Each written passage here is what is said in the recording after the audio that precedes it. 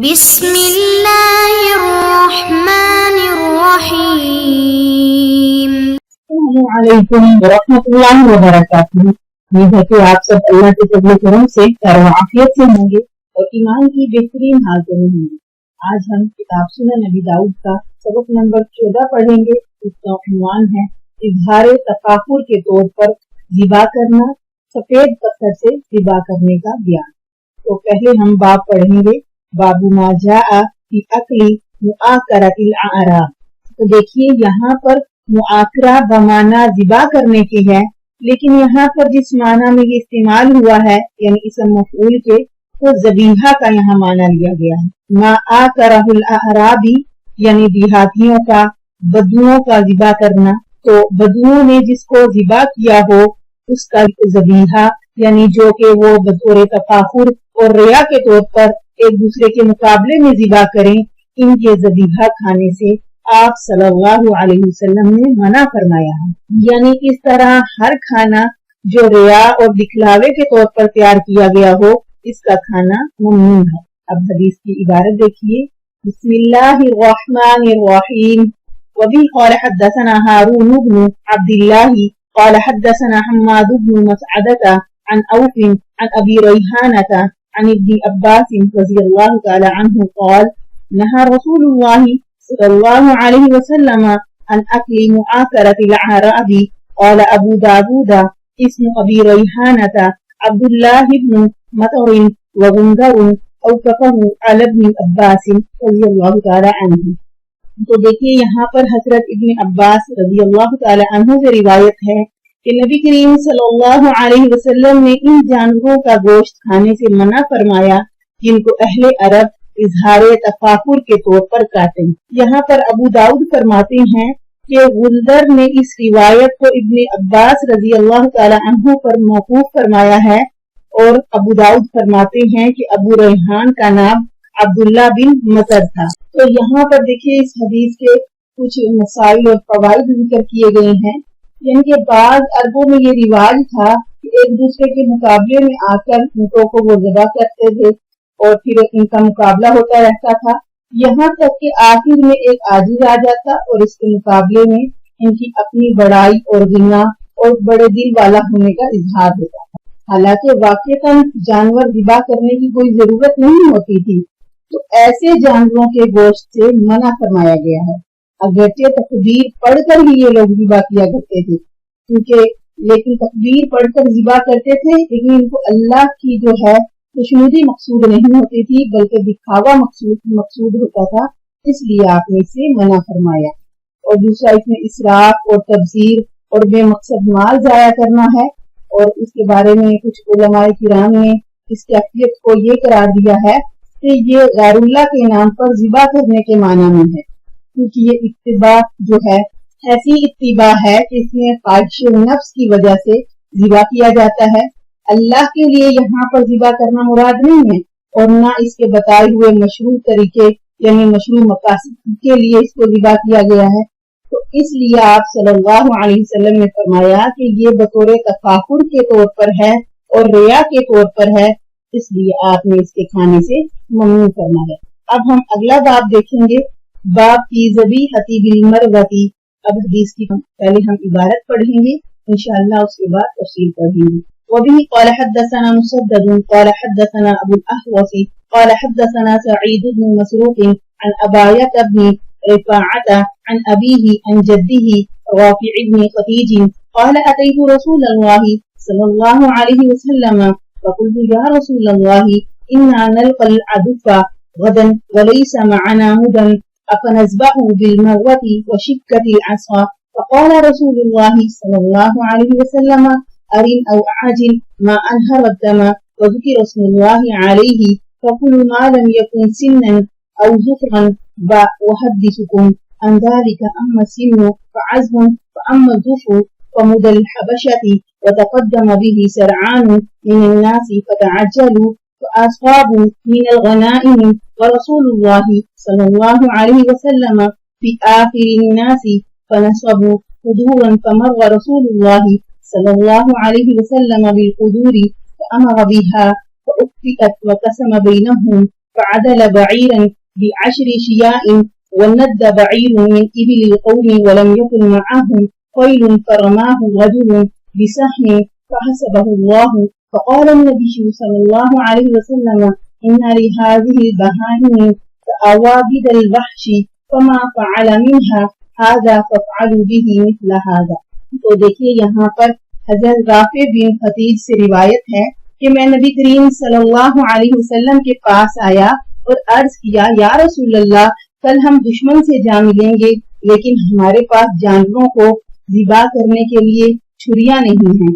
آپ صلی اللہ علیہ وسلم نے فرمایا اس کو اس چیز سے ذبح کرو جو خون کو بہا دے، یا یہ فرمایا کہ ذبح کرنے میں جلدی کرو، اور جس پر بوقت ذبح اللہ کا نام لیا جائے اس کو کھاؤ سوائے دانت اور ناخن کی. یعنی دانت اور ناخن سے کاٹ کر اور اگر خون بہا دیا جائے تو ذبح نہیں کہلائے گا. اور میں تم سے اس کی وجہ بھی بیان کیے دیتا ہوں.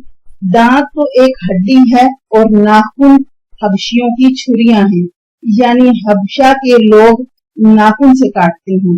کچھ لوگ جلدی میں آگے بڑھ گئے اور انہوں نے عجلت سے کام لیا اور غنیمت کا مال حاصل کیا اور نبی کریم صلی اللہ علیہ وسلم ان کے پیچھے تھے.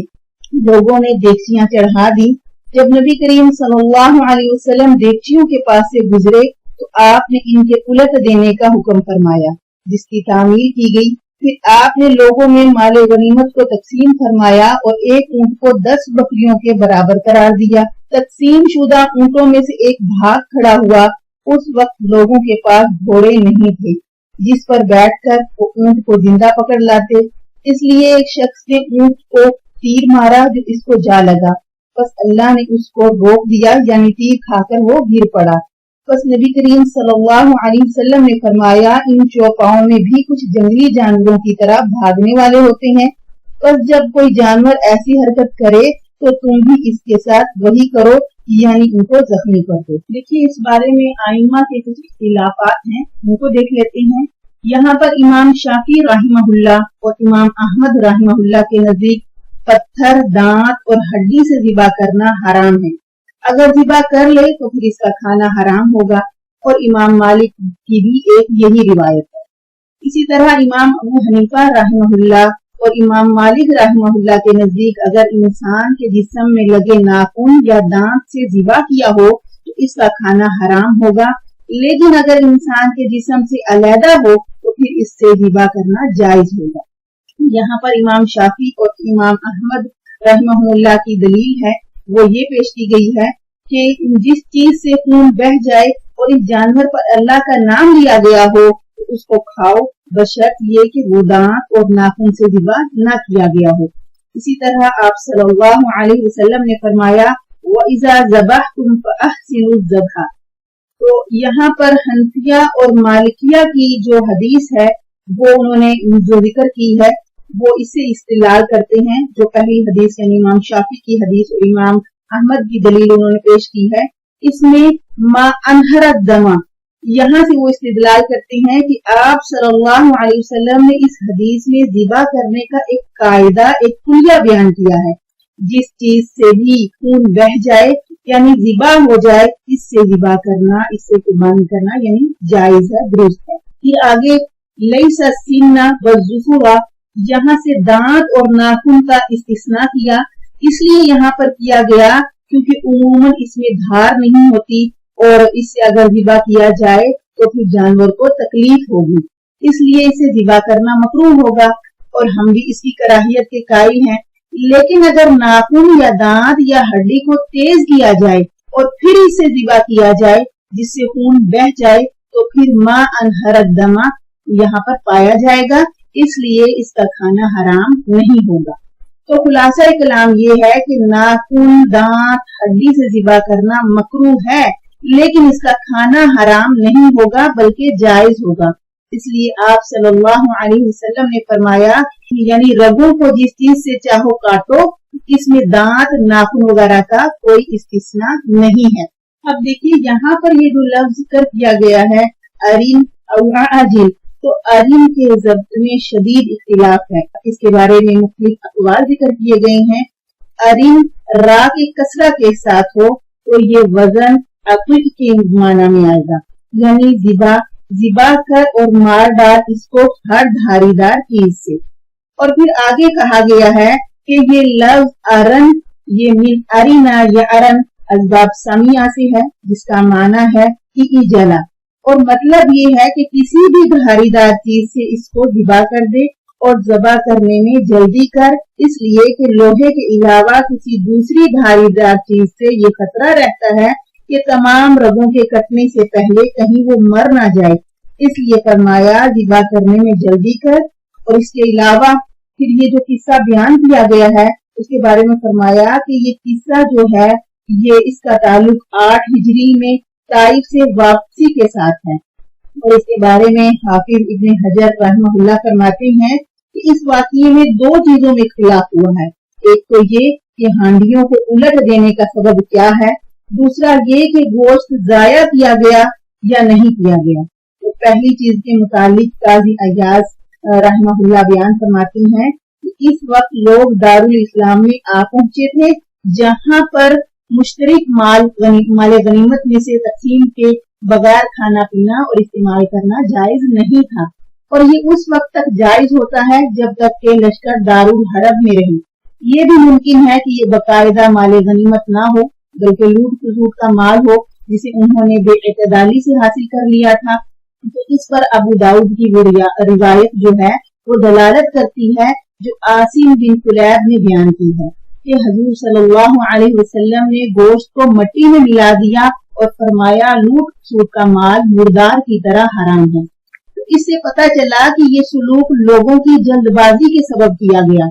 जहां तक दूसरी चीज का सवाल है उसके मुतालिक इमाम नबवी रहमहुल्लाह फरमाते हैं कि हांडियों को उलट देने का मकसद शोरबा जाया करना था ताकि इन्हें सजा दी जाए।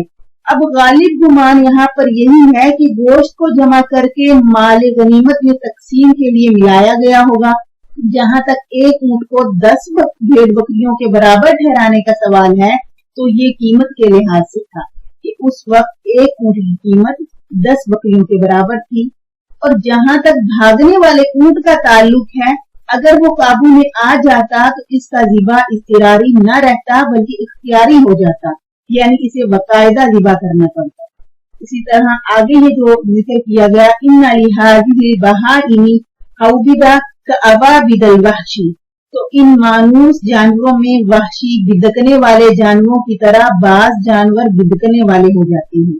इसलिए फरमाया कि जो जानवर ऐसा हो बिदकने वाला हो उसके साथ तुम भी वही मामला करो, यानी उसको जख्मी करके गिरा दो, तो फिर उसको यानी उसका ज़िबा इख्तियारी के है। अब अगली हदीस की इबारत देखिए।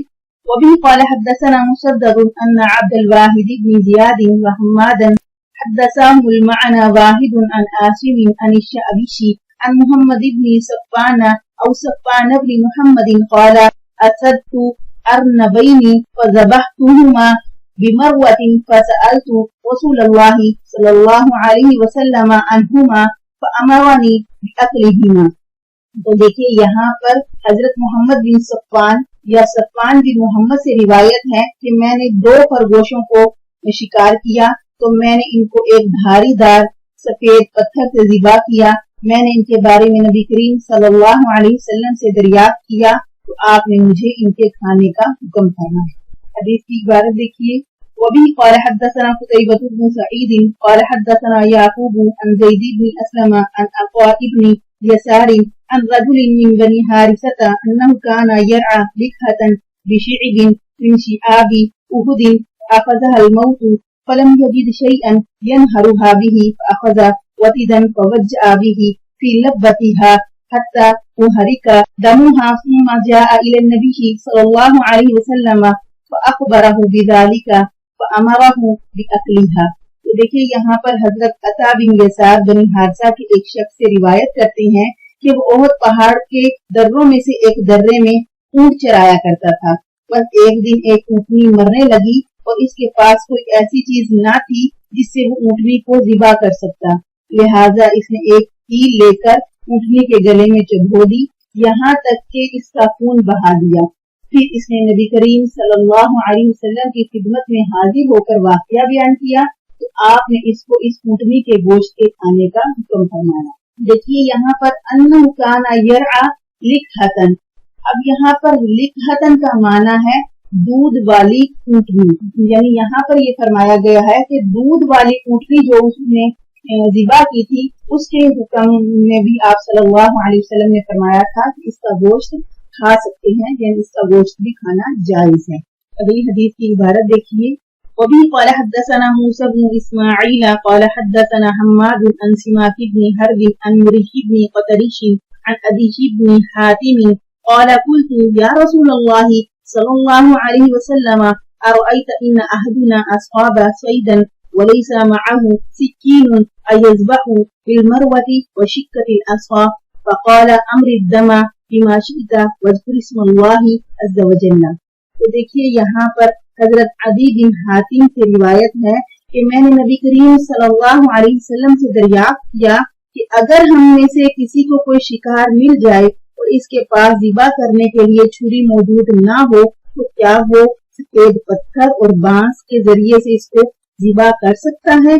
तो आप सल्लल्लाहु अलैहि वसल्लम ने फरमाया कि जिस चीज से चाहे इससे अल्लाह का नाम लेकर इसका खून बहा दे। तो देखिए यहाँ पर अयज़बहु बिलमरवती, इसका माना है धारीदार पत्थर, और आगे भी फरमाया वशिक्कतिल अस्वा, इसका माना है किसी लकड़ी का धारीदार टुकड़ा और हिस्सा, यानी जिस चीज से खून बह जाए आप सल्लल्लाहु अलैहि वसल्लम ने फरमाया इससे ज़िबा करना जायज।